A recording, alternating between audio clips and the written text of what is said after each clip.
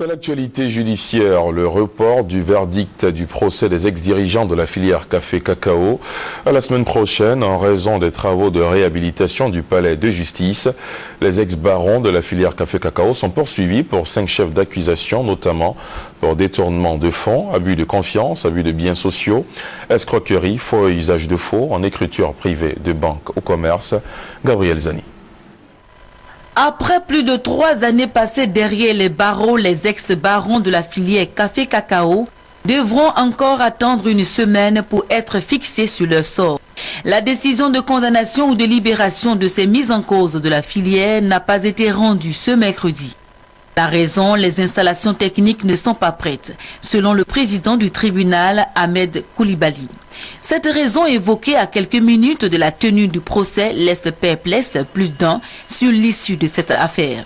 Détournement de fonds, abus de confiance, abus de biens sociaux, escroquerie, faux et usage de faux en écriture privée de banque ou commerce. Voici les 5 infractions retenues contre les prévenus par Fernand Oulaye, le procureur de la République en juillet dernier. Ce procès marathon aurait pu connaître aujourd'hui un dénouement pour départager toutes les parties. Mais déjà en juillet dernier, 5 et 10 ans de prison ont été requis contre certains des prévenus, selon le degré de responsabilité dans les faits reprochés. Et 20 ans de prison ferme contre Henri Kassi Amouzou, président de l'ex-FDPCC et les autres ex-barons de la filière. Le tribunal s'alignera-t-il sur les réquisitions du procureur ou la plaidoirie de la défense? La réponse le mardi prochain au palais de justice.